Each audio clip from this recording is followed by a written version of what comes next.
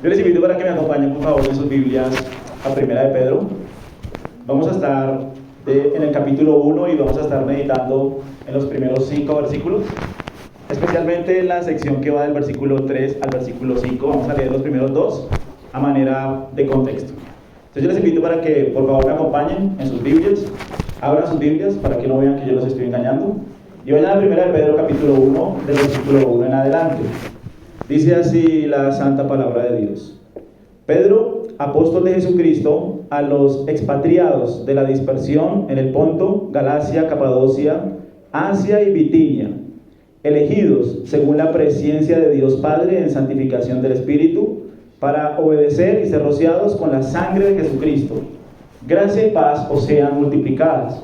Bendito el Dios y Padre de nuestro Señor Jesucristo, que según su grande misericordia nos hizo renacer para una esperanza viva por la resurrección de Jesucristo de los muertos, para una herencia incorruptible, incontaminada, inmarcesible, reservada en los cielos para vosotros, que sois guardados por el poder de Dios mediante la fe, para alcanzar la salvación que está preparada para ser manifestada en el tiempo postrero. Amén. El título que yo le he puesto al sermón del día de hoy es La resurrección de Cristo, nuestra esperanza en el sufrimiento. El Evangelio de la Prosperidad es un mensaje que está enfocado específicamente y principalmente en el bienestar del hombre. Todo nuestro contexto latinoamericano ha sido influenciado por ese supuesto Evangelio. Y el objetivo de ese movimiento no se trata de la gloria de Dios, sino de la gloria y el bienestar del hombre. Es un mensaje completamente centrado en el bienestar y en la felicidad del hombre. Y ellos buscan la gloria del hombre a nivel económico, a nivel social. Ellos dicen que si tú te acercas a Dios, puedes experimentar un fin último, que es que tú seas feliz. Ahora, uno de los más grandes daños que ha hecho este evangelio de la prosperidad es llevar a pensar a las personas que la tierra prometida se encuentra aquí en la tierra, en este mundo. Ellos enseñan que tú viniste a ser feliz aquí, y todo su mensaje y todos sus versículos y toda su predicación se trata de que tú seas feliz aquí en la tierra. Ahora, el fin último, según ellos, para ti, es que tú puedas ser feliz, es que todo te salga bien, pero hay un problema, y es que nada está más lejos de lo que enseña la bendita palabra de Dios. Cuando nosotros miramos el contexto de la Biblia, del principio a fin, no es que nosotros seamos felices. El contexto de la Biblia es la gloria de Dios, vivir para Dios y vivir para el avance de su reino. Ahora, en este movimiento, el sufrimiento es prácticamente visto como algo diabólico. El sufrimiento es visto como algo contrario al plan de Dios para nuestras vidas. Y ellos utilizan diferentes técnicas para revertir ese sufrimiento. ¿Cómo lo hacen? Decretando, atando, anulando, expulsando. Y el problema de ese pensamiento es que no está de acuerdo con la Escritura. Ahora, ¿la Biblia qué enseña? La Biblia enseña que nosotros estamos en un mundo caído, en un mundo que ha sido seriamente afectado por el pecado. La segunda ley de la termodinámica está en marcha. ¿Qué quiere decir? Que todo tiende a la destrucción, que cada vez hay más enfermedad, hay más caos, hay más desorden. Y eso debería a nosotros iluminar nuestras mentes para entender que nuestra felicidad, nuestro propósito, no se encuentra aquí en la tierra. Se encuentra en una persona, y es de quien vamos a hablar en esta mañana. Ahora, no solo este mundo está en deterioro, sino que también está habitado por personas que nacemos con una naturaleza pecaminosa. Por tanto, las relaciones en nuestro mundo, ¿cómo son? Son hostiles, hay injusticia, hay dolor, hay sufrimiento. Ahora, la Biblia nos va a mostrar que en medio de este mundo caído hay una esperanza para nuestro porvenir, pero no se encuentra en este mundo, se encuentra en una persona que es Jesucristo y sus promesas. Ahora, es importante que nosotros entendamos cuál es el propósito de nuestras vidas. No sé si ustedes se habían preguntado eso, pero es una pregunta que todo creyente debe responder. ¿Cuál es el propósito de mi vida? ¿Será que yo vine a ser feliz? ¿Será que Dios me envió a cumplir mis sueños, mis anhelos? ¿Será que ese es el propósito de la vida? Pues vamos a ver lo que dice la Escritura un momentico en Romanos 8:29. Miren lo que dice la palabra de Dios.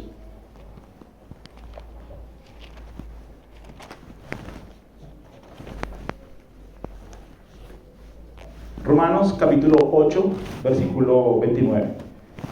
Dice así la Escritura: porque a los que antes conoció, también ¿qué hizo? También los predestinó. ¿Para qué?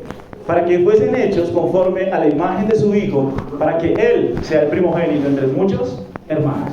Si ustedes dominan desde el 28, la Biblia dice que sabemos que los que aman a Dios, todas las cosas nos ayudan a bien. Ahora dice: y a ustedes que conoció, a los creyentes, a los hijos de Dios, a ustedes que los conoció, a ustedes también los predestinó. ¿Para qué nos predestinó? Para que seamos semejantes a su Hijo. Ese es el propósito de nuestras vidas. Que nosotros cada vez crezcamos en conformidad a la imagen de su Hijo. Ese es el propósito de Dios para todos nosotros. Que yo en carácter, que yo en mi interior, que yo en mi corazón aprenda a ser semejante a su Hijo. ¿Cuál es el problema con eso? Que ante el sufrimiento, ante las adversidades y ante los momentos difíciles, lo que sale normalmente de nuestro corazón es la ira, es el enojo, es el exceso de control. Son muchas manifestaciones que hay en el corazón que nos muestran una respuesta pecaminosa de parte de nuestras vidas.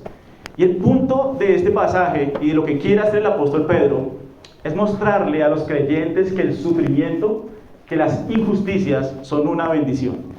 ¿Por qué son una bendición? Porque Dios utiliza eso para que mi carácter sea formado, para que yo crezca en semejanza a Cristo. Dios quiere tratar con mi corazón en medio del sufrimiento. Y nosotros tenemos ejemplos en la Biblia. Tenemos al apóstol Pablo, ¿no? El apóstol Pablo dice en 2 Corintios 12 que le oraba a Dios para que quitara su aguijón de la carne. ¿Y Dios qué dijo? Sí, te lo voy a quitar. Y el apóstol Pablo se puso a reprender ese aguijón en la carne. No, de ninguna manera. ¿Qué hizo el apóstol Pablo? Él se humilló, él oró 3 veces, pero al final entendió que la gracia de Dios es suficiente para sustentarle, para transformarle y para cambiarle en medio del sufrimiento. Eso es lo que Dios quiere hacer con cada uno de nosotros. Para eso Dios permite la injusticia. ¿En dónde? En el matrimonio, en el trabajo, en la familia, con otros familiares, en la iglesia, en muchos lugares. Dios permite situaciones difíciles para que yo crezca a la estatura y a la imagen de Cristo.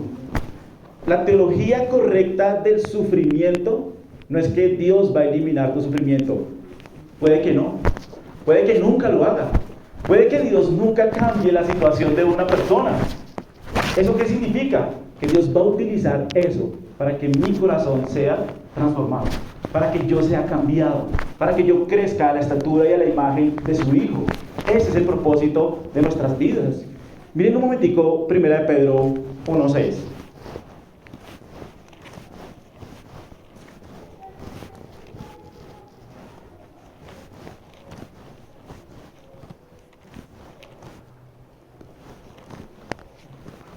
¿Lo tienen?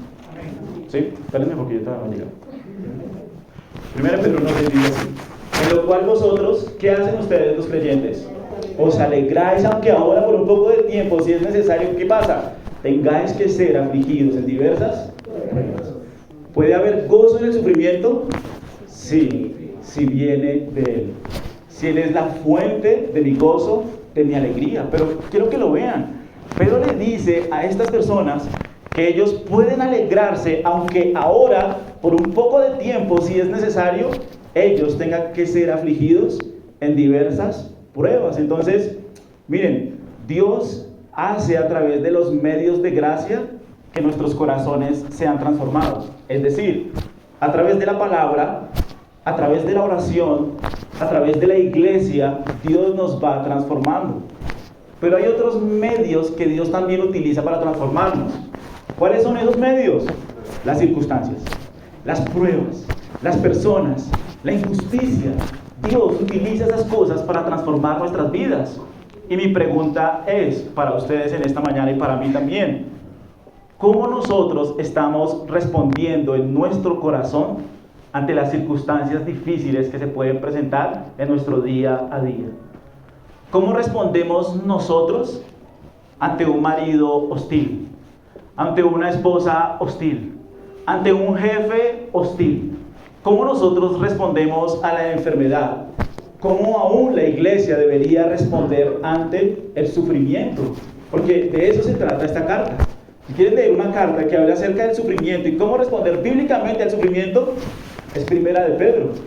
Y Primera de Pedro presenta muchas injusticias, muchísimas, en el matrimonio, en el trabajo, en la iglesia, en el pastor. Muchas situaciones suceden alrededor de Primera de Pedro. Y la pregunta es: ¿cómo nosotros estamos respondiendo ante las pruebas y ante el sufrimiento que Dios mismo está orquestando y que Dios mismo está trabajando a través de él para que mi corazón sea cambiado? Recuerden que el propósito no es que yo sea feliz. Ese no es el propósito principal. El propósito principal es que yo crezca a la imagen de su Hijo, Cristo el Señor. Amén. Ahora, vamos a mirar 1 Pedro en el capítulo 1. Lo primero que nosotros vemos en el versículo 1 es a Pedro, apóstol de Jesucristo. Y a mí me llama mucho la atención que sea Pedro el que escribe esta carta. Y que sea Pedro el que les está hablando del sufrimiento. ¿Por qué? Porque ¿cuál era la idea que Pedro tenía del sufrimiento? Pareciera ser que Pedro estaba en una iglesia de la prosperidad. ¿Por qué lo vemos? Acompáñenme un momentico a Mateo 16, 21. Para que ustedes lo vean conmigo. ¿Qué pensaba Pedro acerca del sufrimiento? Mateo 16.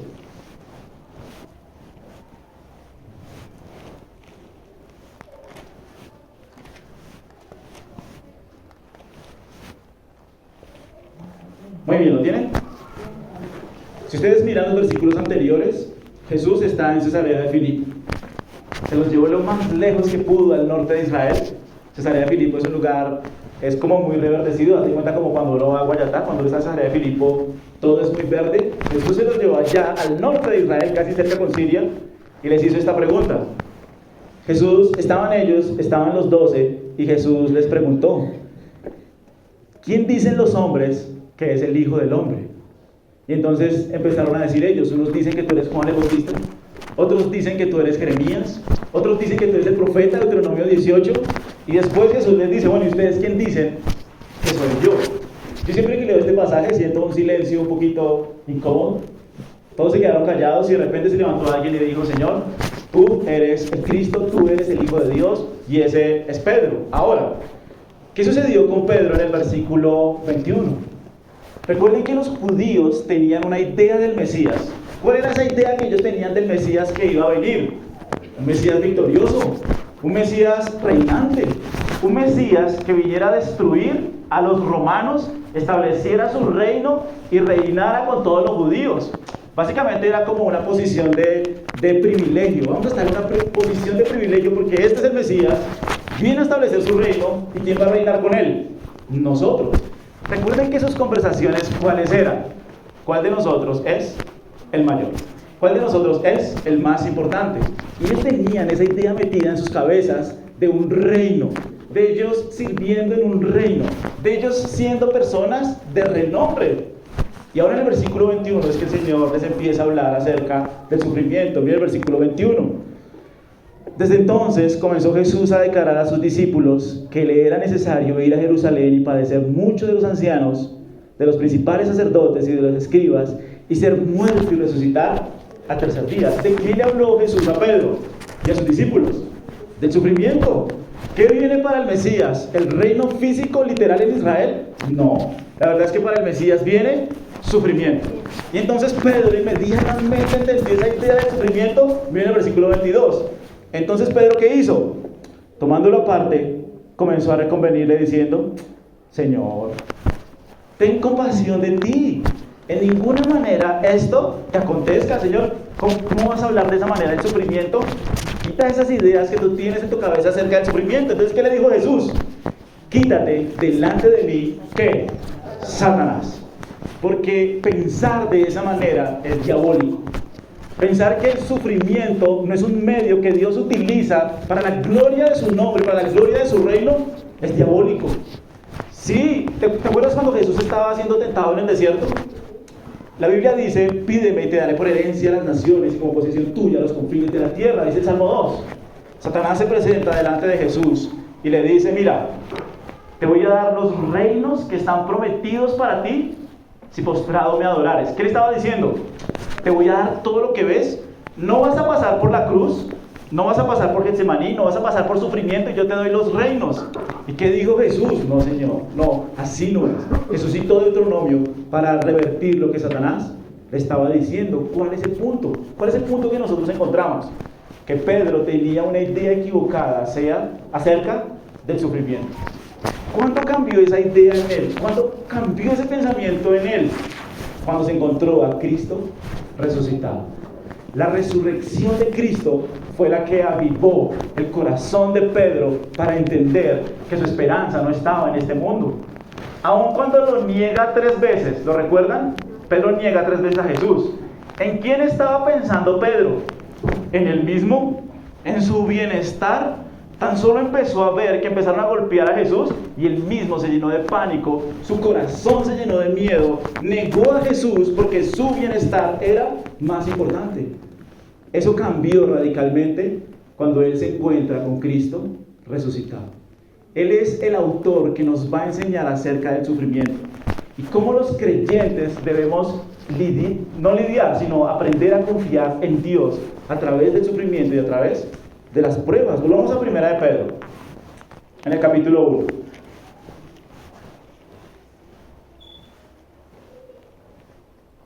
Ahora, miren lo que dice el versículo 1. Pedro, apóstol de Jesucristo, ¿a quiénes le escribe? A los expatriados de la dispersión en el Ponto, Galacia, Capadocia, Asia y Bitinia. ¿Quién es un expatriado? Es una persona que está lejos de su país. Ahora pensemos juntos. ¿Por qué estas personas están lejos de su país? Expatriados, de la diáspora, dice ahí, del exilio. Es muy posible que estas personas estén lejos de sus casas por causa de su fe, por causa de creer en Cristo, por causa de estar confiando en Cristo como su Salvador. ¿Cuántas pruebas pueden venir a la vida de una persona que tiene que dejar su casa, su hogar, su trabajo, aún su familia cercana, por causa de Cristo? ¿Cuántas pruebas pueden venir por una persona que atraviesa por esas situaciones? Son muchas. Ahora, quiero que miren Primera de Pedro como si nosotros estuviéramos en una sala de consejería. Una sala de consejería. ¿Quién es el consejero? Pedro. ¿Y a quién va él a aconsejar? A estos expatriados. ¿Cómo nosotros consolaríamos a alguien que se encuentra en sufrimiento? Piensen un momentico en eso. ¿Cuál es el consuelo que puede encontrar una persona a través del sufrimiento? Cuando está pasando por una enfermedad, cuando está pasando por la muerte de un familiar querido, cuando está pasando por situaciones difíciles, ¿qué decimos nosotros ante personas que están atravesando por estas situaciones? Y la respuesta la encontramos aquí en Primera de Pedro. Para mí Primera de Pedro es mi manual de consejería.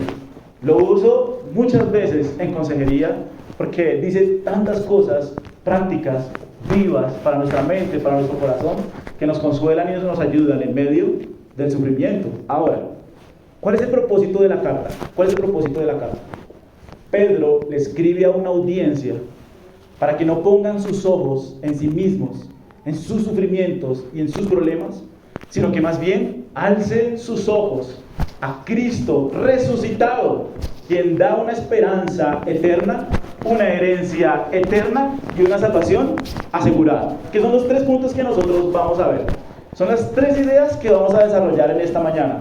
Primera, Cristo es nuestra esperanza viva. Segunda, hay una herencia prometida. Y tercero, hay una salvación asegurada para todos nosotros. Miremos lo que dice el versículo 3. Miren lo que dice la Biblia. Dice así: bendito es Dios y Padre de nuestro Señor Jesucristo, que según su grande misericordia nos hizo renacer. ¿Para qué? Si están conmigo, se durmieron. Sí. Para una esperanza viva por la resurrección de Jesucristo de los muertos. Es lo primero. ¿Cómo empieza el apóstol Pedro su carta? Con una doxología, con una adoración, con una alabanza. El griego es eulogios. Bendito, alabado, exaltado sea el Dios y el Padre de nuestro Señor Jesucristo. ¿Qué hizo con nosotros? ¿Sí están conmigo? 3. Que según su grande misericordia nos hizo renacer. ¿A qué atributo apela el apóstol Pedro en esta carta de consuelo? A la misericordia divina. ¿Qué es la misericordia divina? La misericordia se puede traducir como compasión, pero también se puede traducir como un Dios que viene a remediar las consecuencias del pecado. Más o menos la misericordia se ve así. La misericordia se ve a un Dios bueno, compasivo, misericordioso, que viene a remediar en sus hijos las consecuencias del pecado. Más o menos uno podría definir la misericordia de esa manera. Entonces Pedro dice: alabemos a nuestro Dios porque Él ha tenido misericordia de nosotros. ¿Y qué hizo Dios con nosotros? ¿Nos hizo qué? Renacer para una esperanza viva. Este mensaje es única y exclusivamente para creyentes. Solo los creyentes pueden tener esta esperanza viva. Los que están muertos en sus delitos y en sus pecados tienen una esperanza muerta. Esta esperanza viva, esta herencia eterna y esta salvación asegurada es para aquellos que han nacido de nuevo. Y si tú no has nacido de nuevo en esta mañana, este es un buen día para que tú puedas clamar a Dios para que perdone tus pecados, para que te dé su espíritu, para que te dé un nuevo corazón y tengas la capacidad de responder a Él en obediencia para su gloria. Aquí lo dice Pedro: es Dios quien nos hizo nacer de nuevo. ¿Y cuál es la fuente de ese nacimiento si no es lo que estamos celebrando en esta mañana, que es ¿qué? La resurrección de Jesucristo de los muertos? Porque Cristo se levantó de la tumba, yo puedo tener vida. Puedes mirar a la tumba y está vacía. Tú llegas a Jerusalén, aunque dicen que no es la tumba, pero cuando uno llega a Jerusalén, lo primero que dice en la puerta es: no está aquí, Él ha resucitado. Y porque Cristo se levantó de los muertos, nosotros podemos tener una nueva vida, una nueva esperanza, un nuevo nacimiento que viene de Dios, que ha tenido misericordia de nosotros. Miren Efesios 2, un segundito para que vayamos a Efesios 2.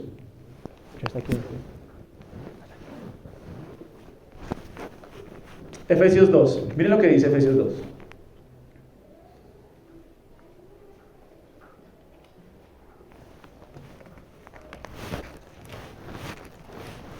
¿Lo tienen? Muy bien, dice así la palabra de Dios. Miren el versículo 1. ¿Dios qué hizo? Y Él os dio vida a vosotros. ¿Cuándo nos dio vida Dios? Cuando todos nosotros estábamos muertos en nuestros delitos y en nuestros pecados. Pero miren el versículo 6, lo que dice el versículo 6. Y juntamente con Cristo, miremoslo desde el 5. Aún estando nosotros muertos en pecados, ¿qué hizo Dios? Nos dio vida juntamente con Cristo, por gracia sois salvos, y juntamente con Cristo, con Él nos resucitó y asimismo nos hizo sentar en los lugares celestiales con Cristo Jesús. ¿Qué hizo Dios por su pueblo? Les dio su espíritu para que tuvieran vida. Les dio su espíritu para que tuvieran un nuevo corazón. Este mensaje solo lo pueden vivir personas que tienen un nuevo corazón en su interior. Si yo no he renacido, yo no voy a tener ninguna esperanza viva. Si yo no he renacido, yo voy a responder pecaminosamente ante todas las pruebas que me vengan. ¿Por qué? Porque estoy muerto en delitos y pecados. Solo aquellos que tienen vida en su interior podrán responder bien y pasar bien el sufrimiento. La intención de este mensaje no es que no sufras, es que sufras bien mirando a Cristo. La intención de este mensaje es que encuentres consuelo en Cristo a través del sufrimiento y las pruebas que van a venir a tu vida. Alguien puede decir: no, yo no estoy en sufrimiento, gracias a Dios.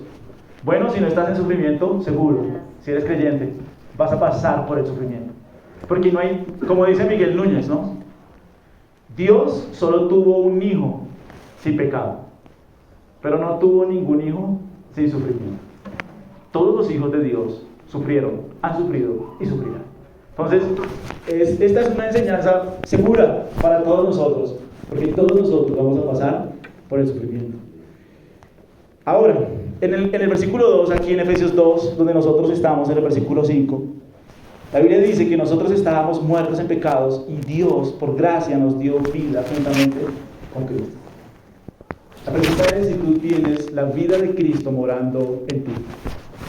Porque eso es evidente cuando yo lo veo en mi día a día. ¿Cómo respondes en tu trato en casa? ¿Con tu esposo? ¿Con tu esposa? De lunes a viernes, ¿cómo respondes a ellos, a las pruebas, a las dificultades? A las cosas que no están bien en casa, ¿cómo respondes en tu trabajo? Porque todo esto es acerca de la injusticia. Vengan otra vez conmigo a 1 de Pedro.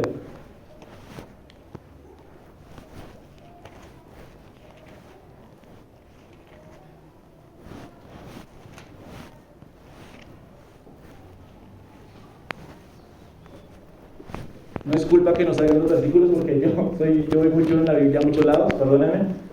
No es culpa del pastor Martínez, del pastor Vladimir, es mi culpa. Miren 1 de Pedro, un momentico. 1 de Pedro en el capítulo 2. Les voy a poner algunos ejemplos de cómo estaban sufriendo. ¿Sí? Miren el 17.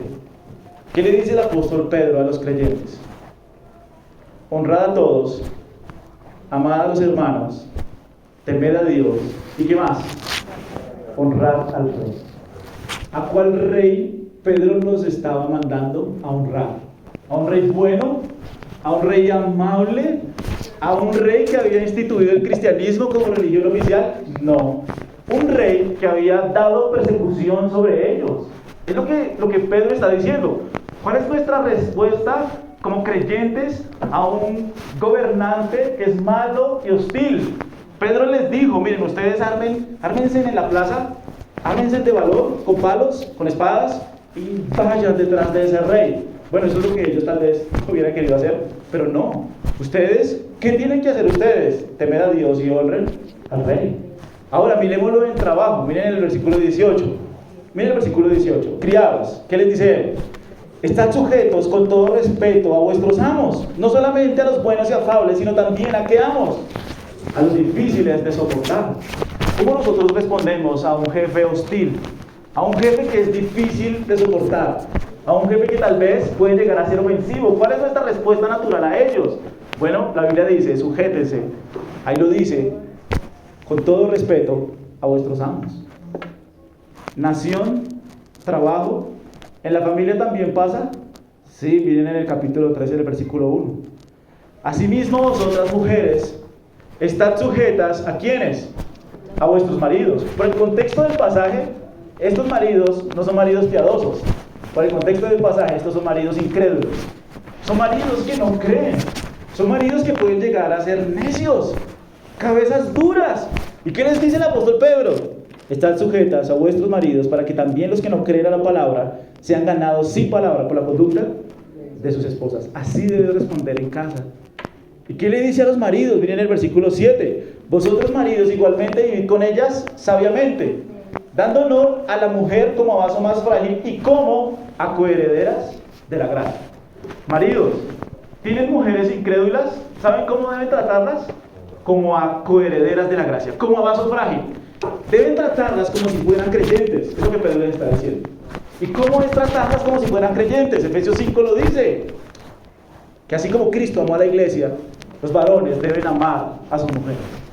¿Cuál es el punto? Miren, Pedro hace toda una carta para que nosotros no respondamos pecaminosamente ante las pruebas, dificultades, sufrimientos que pueden venir sobre nuestras vidas, porque eso no es excusa. Si tú eres creyente, tienes vida dentro de ti para responder como la Biblia lo dice, y para responder como la Biblia lo enseña. Así el grado de sufrimiento y así el grado de dificultad sea muy alto. La pregunta para ti es, ¿cómo estás respondiendo en esta mañana?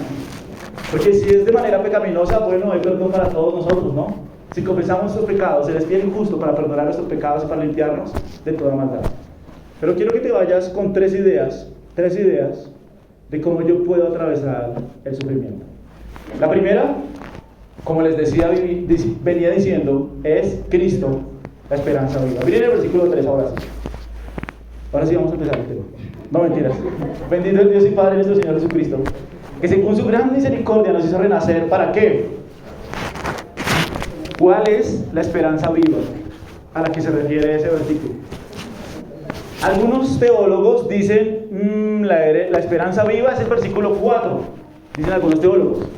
¿Cuál es la esperanza viva? Dicen ellos en el versículo 4, una herencia incorruptible, incontaminada, inmarcesible. ¿Es cierto? Sí, hace parte de la esperanza, pero no creo que sea el motivo principal. Pónganle cuidado a algo. Cuando Dios le prometió la tierra prometida a la nación de Israel, ¿qué les dijo? Miren, yo los voy a llevar allá.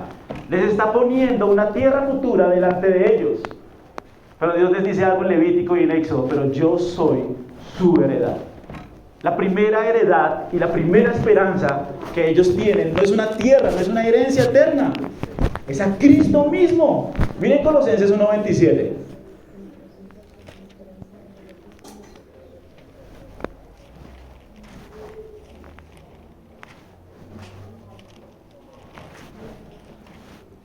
¿Están conmigo?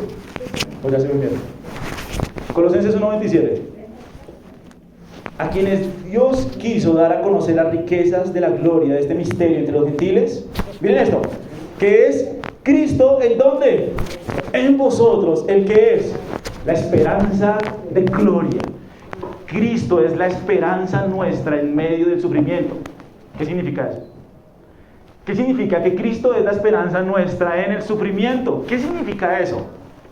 Significa que Cristo quiere transformar nuestras vidas a través de una relación personal viva en nuestros corazones para que nosotros podamos responder obedientemente a la palabra de Dios. Esta esperanza viva tiene un fundamento. ¿Quién es el fundamento de esta esperanza? Cristo. Cristo desea que a través del sufrimiento y las pruebas y las vicisitudes de la vida, tú te relaciones con Él día tras día, por medio del Evangelio, por medio de su palabra, porque has nacido de nuevo para que puedas responder de manera bíblica. De eso se trata. Se trata de Cristo transformando mi corazón. Miren, hay un libro muy bueno, si lo pueden comprar, se lo recomiendo, que se llama ¿Cómo cambia la gente?, de Paul Tripp. ¿Cómo cambia la gente? Es un libro muy bueno. Es muy práctico porque es un taller. Entonces Paul Tripp dice, mira, el sol son las circunstancias difíciles de la vida. Y hay dos árboles. Hay un chamizo seco y hay un árbol floreciente. Primero Paul Tripp se enfoca en el chamizo seco. ¿Y qué es lo que vemos en el chamizo seco? Ira, enojo, exceso de control, tristeza, amargura. Todo eso es lo que está saliendo de ese chamizo seco. ¿Dónde está el problema de ese chamizo seco? Abajo en las raíces. Y las raíces es el corazón. ¿Y qué es el corazón en nosotros? Son las motivaciones. Son las motivaciones que nosotros tenemos. Te voy a poner un ejemplo. Supongamos que, a mí me pasó. Digamos, nos diagnostican un hijo con una enfermedad genética. Es una enfermedad genética, es una enfermedad que no tiene cura. Es una enfermedad que en ningún lugar del mundo tiene tratamiento. Si la motivación en mi vida se tratara de encontrar la cura de esa enfermedad, esa sería una esperanza falsa. Obviamente yo puedo esperar que tal vez se levante alguna organización que encuentre el tratamiento o la cura para esa enfermedad, pero mi esperanza no está allí. Mi esperanza se debe encontrar en Cristo, quien día tras día transforma mi corazón para que yo pueda responder en obediencia a la palabra de Dios y ser el padre que la Biblia dice que yo debo ser. Lo mismo sucede con mi esposa. Miren, si ustedes nos pueden tener en sus oraciones, se los agradecemos. Mi esposa está pasando por una situación muy difícil. Ella está embarazada y a ella le da hiperemesis gravídica. Y la hiperemesis gravídica que le da a ella es que más o menos vomita 25 o 30 veces al día. Y entonces el medicamento que le dan es un medicamento que la hace vomitar menos, 6, 7, pero la lleva completamente a la cama. No puede levantarse de la cama. Nosotros tenemos 2 niñas más. Tiene 4 años y tiene 1 año y medio. Entonces puedes imaginar los días que han sido. Ahora, si yo pongo mi esperanza en que ella se vaya a levantar de la cama, bueno, pues esa es una esperanza noble, pero si no pasa, ¿qué pasa si no sucede? ¿Qué pasa si todo el embarazo va a ser así? Porque los primeros 2 embarazos fue como hasta el 4, pero no fue tan duro como esta vez, fue como hasta el 4, 5. Pero ¿qué pasa si esa situación no cambia? Mi esperanza va a estar toda mi vida en eso. Y yo voy a responder pecaminosamente porque tengo mi esperanza puesta en eso. No, mi esperanza es Cristo para que Él transforme mi corazón y yo pueda responder de manera bíblica a través de las dificultades y las situaciones que se puedan presentar. De eso se trata. Dios orquesta el sufrimiento y Dios permite el sufrimiento y permite situaciones para que mi corazón sea cambiado. Hay ocasiones en que Dios no quiere cambiar las circunstancias. Él no las va a cambiar. No lo va a hacer. ¿Por qué? Porque todo se trata de transformar tu corazón para que crezcas en semejanza a Cristo. Piensen en un incrédulo que se queda sin trabajo. ¿Cuál es toda su esperanza? Conseguir un trabajo. Ahora pensemos en nosotros los creyentes. ¿Qué pasa si yo me quedo sin trabajo? ¿Cuál es mi esperanza? Sí, es conseguir un trabajo, está bien. No voy a decir que no vas a dejar de orar por eso. Pero mi esperanza principal es que Cristo me transforme y me lleve a depender de Él en esas circunstancias para que yo crezca a la imagen de Cristo. No es una excusa responder pecaminosamente, ¿me entiendes? No es una excusa. Tenemos a Cristo, la esperanza viva que se levantó de los muertos para transformar nuestros corazones. Miren 1 Corintios 15.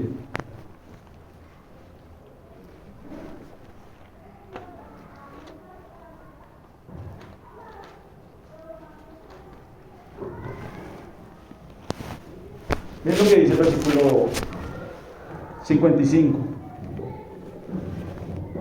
¿Qué dice el apóstol Pablo? Hoy celebramos eso, ¿no? ¿Dónde está, oh muerte, tu aguijón? ¿Dónde, oh sepulcro, tu victoria? Ya que el aguijón de la muerte es el pecado y el poder del pecado, la ley. Mas gracias sean a Dios que nos da la victoria. ¿Por medio de quién? Tu Salvador y mi Salvador venció la muerte. Tu Salvador y mi Salvador se levantó de una tumba. Él vive y Él reina. Y si Él se levantó de la tumba, yo tengo mi esperanza que Él puede transformar mi vida. Si Él venció la muerte, Él puede transformarme a mí a través del sufrimiento. Y esa es mi esperanza. Mi esperanza principalmente no es que las cosas cambien. Mi esperanza principalmente es que Él me cambie a mí. Y me dé la debilidad y la necesidad suficiente de acudir a Él día tras día, al trono de la gracia, para recibir su ayuda y ser transformado por Él. Esa es la esperanza viva de la que está hablando el apóstol Pedro. Ahora, ese es el primer punto. Vamos al segundo punto. Primera de Pedro.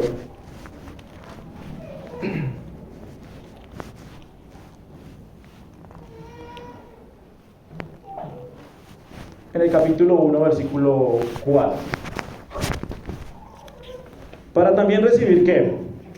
Una herencia incorruptible, incontaminada, inmarcesible, reservada en los cielos para vosotros.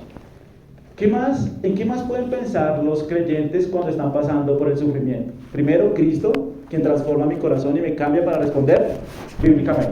Segundo, que yo tengo una herencia eterna que está asegurada por la resurrección de Cristo de los muertos. Yo tengo una herencia segura. A mí siempre me gusta pensar en los creyentes que murieron en las calles en Roma, quemados por antorchas. A mí siempre me gusta pensar en eso. ¿Por qué? Porque yo digo, mira, si una persona tiene algo más importante en esta vida que Cristo mismo, lo niega, seguro. Piensa en una persona que toda su vida vivió para su empresa. Esta es mi empresa y esta empresa está creciendo y esta empresa está prosperando y nosotros vamos a abrir sucursales en otros lugares y voy a cumplir todos mis sueños, y en ese momento empieza una persecución terrible y lo cogen. Si para esa persona hay algo de valor más grande en este mundo y en esta tierra, gracias, yo me bajo, yo lo niego, yo no sería capaz de morir, porque yo todavía tengo mis sueños por cumplir, yo todavía tengo cosas que hacer aquí, para mí hay cosas de valor en esta tierra. ¿Cómo voy a morir por Cristo? Pero ese no es el pensamiento que tuvieron los creyentes del primer siglo. Obviamente hubieron algunos que sufrieron de debilidad, como el apóstol Pedro, no somos perfectos. Pero el punto es que cuando hay algo de valor más grande en este mundo, para mí Cristo no es, para mí la herencia eterna no es ninguna motivación. ¿Entiendes? Yo me acuerdo que una vez hablaba con alguien, y yo lo llevaba a este pasaje y decía, mira, tenemos una herencia incorruptible, contaminada, inaccesible. No me interesa. Yo quiero ser feliz aquí y ahora. Yo necesito cumplir mis sueños acá. Yo vine a cumplir mis sueños acá. Pero Pedro le está diciendo a la audiencia sufriente que pongan sus ojos en la herencia eterna que Cristo ha conseguido por ellos. Me voy a prepararles morada. Voy a hacer lugar para ustedes. Nuestra herencia es una herencia eterna que está en los cielos. Ahora, ¿qué somos nosotros en este mundo? Peregrinos, dice Pedro en toda su carta, lo pueden leer. Somos peregrinos, somos extranjeros, estamos de paso. Aquí sencillamente venimos con cosas prestadas porque nuestro lugar seguro y nuestra morada segura es la herencia eterna que Cristo ha ganado en la cruz. Ese es nuestro lugar seguro. ¿Sí me entienden? Esto es muy impresionante. Miren un momentico Colosenses 3 del 1 al 3.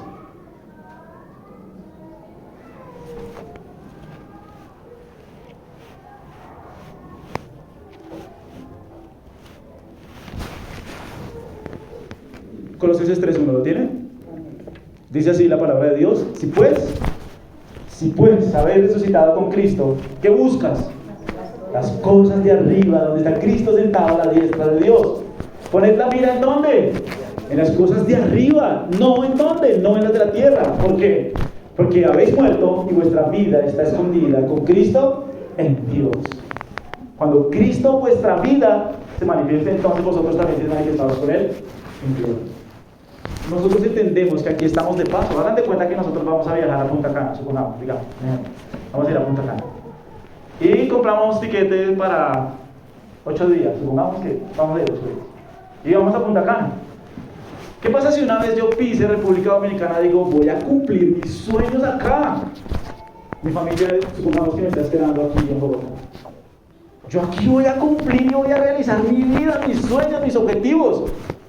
¿Cómo me verían ustedes? ¿Como un loco? ¿Solo vas a estar 8 días acá? ¿Qué sueños, qué objetivos vas a cumplir? ¿Qué es todo lo que podrás realizar si solo vas a estar 8 días acá? Necio. Bueno, así nos vemos nosotros viviendo única y exclusivamente por las cosas de este mundo. ¿Qué estás buscando? ¿Qué buscas día tras día?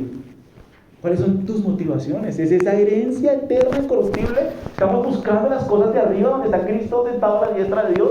No hagáis tesoros en la tierra donde la polilla y el orín corrompen, donde ladrones miran y hurtan, sino haced tesoros en el cielo, porque es un lugar seguro. No llegan ladrones, las polillas no llegan allá.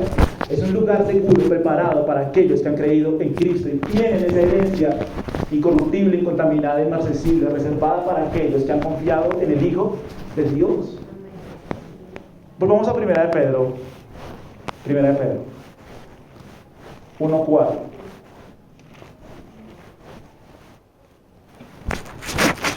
¿Lo tienen? Bien, ¿cuál es nuestra esperanza? Segunda esperanza, esa herencia incorruptible.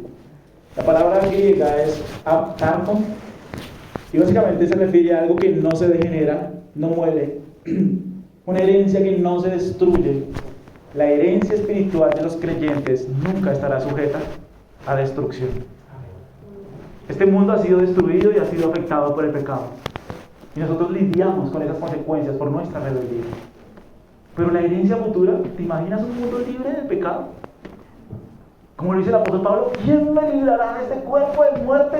Bueno, hay una esperanza, donde no habrá más enfermedad, no habrá muerte, no habrá dolor, donde Cristo reinará en nosotros, los santos redimidos por la sangre del Cordero, cantaremos al Cordero que vive para siempre. ¿Se imaginan eso? Bueno, esa es nuestra esperanza. El sufrimiento es temporal, el sufrimiento va a terminar y un día estaremos con Él en gloria. Es una herencia incorruptible, es una herencia incontaminada. La palabra griega es amiantón y describe cosas que permanecen puras e impolutas. Todo en la creación caída es impuro y contaminado y por tanto todo es defectuoso. En la herencia eterna no habrá pecado, no habrá muerte, no habrá dolor. Y finalmente es una herencia inmarcesible. Esta me parece la más espectacular, porque inmarcesible es que no se marchita. Cuando nosotros, digamos, supongamos que vamos a Santo Domingo, ¿sí? Supongamos, y nos llevan a una plaza, ¿sí? Una plaza hermosa, que me llevaron allá cuando fui, fueron muy amables, la verdad, muy hospitalarios. Una plaza que se parece a Cartagena. Entonces, estábamos allá y tú te paras y dices, wow, qué belleza, es hermoso. Pero esa fascinación se puede acabar rápido. A los 2 días, 3 días. Ya la gente de allá dice, esta plaza, sí, vayan a mirar esa plaza y se divierten allá por esa plaza. Como nosotros con la Candelaria, algo así, o Monserrate, no sé. Digamos a mí para ir a Monserrate ya. No me maravilla, sí, todo me maravilla, pero hay gente que va a Monserrate y queda completamente maravillada. ¿Por qué? Porque hay cosas aquí que nos maravillan por un poco de tiempo. Pero la herencia inmarcesible no será marchitada por nada. ¿Pueden imaginarse esa belleza, gloria todos los días, eternamente, al lado del Cordero de Dios que venció la muerte? Amén. Es una herencia incorruptible, incontaminada, inmarcesible. Y aún nosotros, vamos a ir allá, pero en 1 Corintios 15, 53, no vayan tranquilos. Ahí dice que también nosotros recibiremos un cuerpo físico como el de Cristo. Y en buenas primicias nosotros recibiremos un cuerpo como el suyo. Un cuerpo espiritual. ¿Qué significa eso? No es un cuerpo físico, pero es un cuerpo preparado eternamente para vivir espiritualmente para Él. Un cuerpo que no se cansa de adorarlo. Un cuerpo que no se cansa de escuchar su voz, su palabra. Un cuerpo que no termina de apreciar las bellezas de los atributos de la gloria de Dios. Esa es nuestra esperanza. ¿Cuál es mi motivación para responder bíblicamente? La herencia futura que Dios ha preparado. Y finalmente miremos el último punto en el versículo 5. Que sois guardados por el poder de Dios mediante la fe. ¿Para qué? Para alcanzar la salvación que está preparada para ser manifestada en el tiempo posterior. Esta me encanta. Porque es una iglesia perseguida. Esta es una iglesia perseguida, ¿sí? Y la esperanza para una iglesia perseguida es que no tengan miedo, porque yo voy a guardar su fe. ¿Qué significa eso? Voy a tratar de ponérselos en un ejemplo para que me entiendan, ¿sí? Vayan conmigo a Juan 20. Juan 20. Yo siempre leía ese pasaje y yo decía, oiga, o sea, yo no entiendo eso porque esto para mí no es de consuelo. Juan 20, miren un momentito.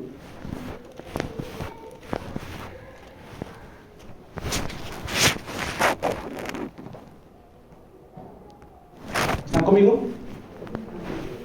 Qué bueno porque no es el 20, es el 21, perdón. Es el 21. Miren el 21, 18. Juan 21, 18. Está Jesús hablando con Pedro, ¿sí? Y le dice lo siguiente: de cierto te digo, cuando eras más joven, te ceñías e ibas a donde querías. Mas cuando ya seas viejo, extenderás tus manos y te ceñirá otro y te llevará a donde lo quieras. Esto dijo dando a entender con qué muerte había de glorificar a Dios, y dicho esto añadió, sígueme. ¿Qué es lo que Jesús le está diciendo a Pedro? No sé si ustedes lo entendieron. ¿Qué le está diciendo Jesús a Pedro? Vas a morir. Vas a morir crucificado. Vas a extender tus manos. Otro te ceñirá. Juan dice que le estaba diciendo con qué muerte iba a morir. Jesús le está diciendo a Pedro que va a morir crucificado. ¿Eso es una palabra de consuelo para Pedro? Sí. ¿Saben por qué sí? Imagínense a Pedro, que nosotros estamos viendo Lucas, imagínense a Pedro que negó a Jesús 3 veces. La última vez dice la Biblia que él lloró amargamente, desconsolado. Esa palabra griega es como martirio mental. Es una amargura extrema que Pedro lloró por haber negado a su Señor. Y su Señor se aparece y le dice: ¿me amas? Sí, tú sabes que te amo. ¿Me amas? Sí, tú sabes que te amo. ¿Me amas? Señor, tú lo sabes todo, tú sabes que te amo. Y después de eso le asegura esto. ¿Qué le está asegurando Jesús a Pedro? No te preocupes. Vas a volver a vivir una situación similar a la que viviste, pero esta vez vas a morir por mí, por mi nombre, en la cruz. A nosotros nos gustaría que el Señor nos dijera eso, sí. Aquí todos somos muy valientes diciendo, sí, yo moriría por Jesús, sí, todos somos muy valientes aquí sentados todos. Pero cuando empiece la persecución, puede que no. Y el punto es que el Señor le está diciendo a Pedro: yo guardaré tu fe hasta el fin. Tremendo. Porque eso se trata del último punto. ¿Quién es el que guarda y sostiene nuestra fe? Es el Señor. Es Él quien nos ha, como lo dice Efesios 2:8, ¿no? Él nos ha puesto la fe dentro de nosotros para que nosotros podamos creer. Es Él el que nos sostiene en medio de las pruebas. ¿Y hay pruebas que parecen muy difíciles? Sí, hay pruebas que parecen muy difíciles, ¿no? Eso lo escucha uno mucho en consejería. Porque pareciera que las pruebas lo sobrepasan a uno. Y pareciera que uno fuera el único que está atravesando esa prueba en todo el mundo. Y que nadie más en el mundo la ha atravesado. Así llegan personas así, de verdad. Yo siempre lo primero que les digo es tranquilos. No nos ha sobrevenido nada que no sea común a todos los hombres. Hay personas que están sufriendo lo mismo que tú y peor. Sí, así es. Hay gente que está sufriendo peor. No eres el único. Tranquilo. No eres el único. Pero tenemos una herencia segura. Porque Cristo guarda nuestra fe. Porque Cristo es el que guarda la fe de aquellos que Él ha elegido desde el principio para la salvación del mundo. Es Cristo el que guarda y sostiene a su pueblo, a los suyos. Y ninguna prueba, por más difícil que sea, podrá sobrepasarlos. Terminemos con Romanos 8:31.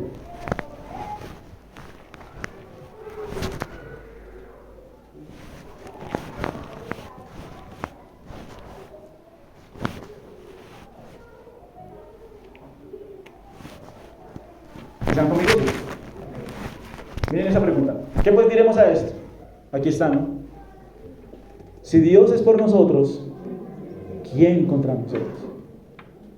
¿Habrá alguna situación que nos pueda inundar tanto que no podamos ver la luz? No. Si tú eres creyente, no. Si tú eres incrédulo, sí. De hecho, se me olvidó decir, si tú eres incrédulo, la herencia tuya no va a ser incorruptible, incontaminada e inmarcesible. La herencia tuya se describe como un lugar del lloro y el crujir de dientes. Esa es la herencia de los que no han creído, esa es la herencia de los que no se han arrepentido. Ahora, aquí dice, ¿qué pues diremos a esto? Si Dios es por nosotros, ¿quién contra nosotros? Viene el 32. El que no escatimó a su propio Hijo, sino que lo entregó por todos nosotros, ¿cómo no nos dará también con Él todas las cosas? ¿No nos dará Cristo lo suficiente para sustentarnos, para fortalecernos, para animarnos en medio de las pruebas? Porque ese es el contexto de este pasaje, ¿no? Claro que sí, Cristo nos dará todo lo que nosotros necesitamos. Si nos dio a su Hijo, si Cristo murió por nosotros en la cruz, resucitó al tercer día, ¿cómo no nos dará con su Hijo todas las cosas? ¿Qué más dice? 33. ¿Quién acusará a los escogidos de Dios? ¿Quién los puede acusar a los escogidos de Dios? Dios los puede acusar. Pero Dios decidió no acusarlos, sino que envió a su Hijo en su lugar. Tremendo. El Dios que podía acusarnos, ¿qué dice el apóstol Pablo que hace? Es el que justifica. ¡Wow! El Dios que podía acusarme me justifica. Siguiente. ¿Quién es el que condenará? ¿Quién puede condenar a las personas? Cristo. Todo el juicio dio al Hijo. Y el único que podía condenarme por mis pecados, con todo el derecho de condenarme por mis pecados, por mi rebeldía, ¿qué hizo? Cristo es el que murió, más aún el que también resucitó, el que además está a la diestra de Dios, el que también intercede por nosotros. ¿Tu salvación está segura? Sí. ¿Tu fe está segura? Sí. ¿En quién? En Cristo, quien podía condenarte pero murió por ti para que tengas vida. Y la respuesta a todo esto, ¿cuál es? 35. ¿Quién nos separará del amor de Cristo? ¿Tribulación? ¿Angustia? ¿Persecución? ¿Hambre? ¿Desnudez? ¿Peligro? ¿Espada? Como está escrito, por causa de ti somos muertos todo el tiempo, somos contados como ovejas de matadero. Antes en todas estas cosas somos más que vencedores por medio de aquel que nos ama. Por lo cual estoy seguro de que ni la muerte, ni la vida, ni ángeles, ni principados, ni potestades, ni lo presente, ni lo porvenir, ni lo alto, ni lo profundo, ni ninguna otra cosa creada nos podrá separar del amor de Dios que es en Cristo Jesús, Señor nuestro. Amén. Son las tres cosas que el apóstol Pedro utiliza para animar a los creyentes. La esperanza no es tranquilo que esto va a pasar, no te preocupes, no. Mira a Cristo, la esperanza viva, mira la herencia eterna que Él ha preparado y está tranquilo porque tu salvación está segura si has creído en Él. Amén. Yo les invito para que nos pongamos en pie para que oremos.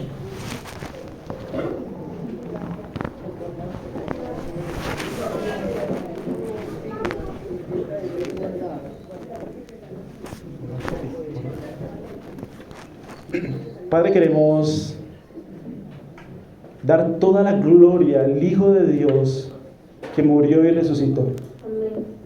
al Rey de los siglos, al inmortal, al invisible, al único y sabio Dios, sea toda la gloria. Tu palabra dice que a Cristo sea dada la gloria en la iglesia. Cristo en nosotros, la esperanza de gloria, es a quien nosotros nos reunimos en esta mañana a adorar y a exaltar en nuestros corazones. Padre, gracias por tu palabra, gracias Señor por este tiempo. Gracias porque sabemos que hay consuelo por la resurrección de Cristo.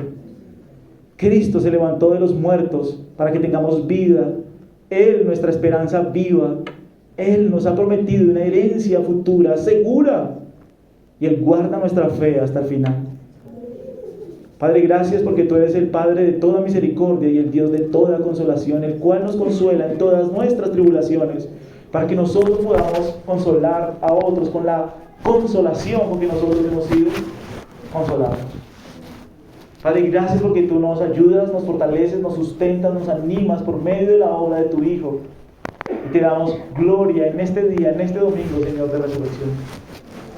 Por favor, danos la gracia de responder bíblicamente. Danos la gracia de responder piadosamente. Danos la gracia de ser santificados por el sufrimiento para que tu nombre brille. No a nosotros, oh Dios, no a nosotros, sino a tu nombre sea dado toda la gloria. Por eso te damos gracias, te bendecimos, te exaltamos, te adoramos, te alabamos. Y te oramos en Cristo Jesús, Señor nuestro. Amén.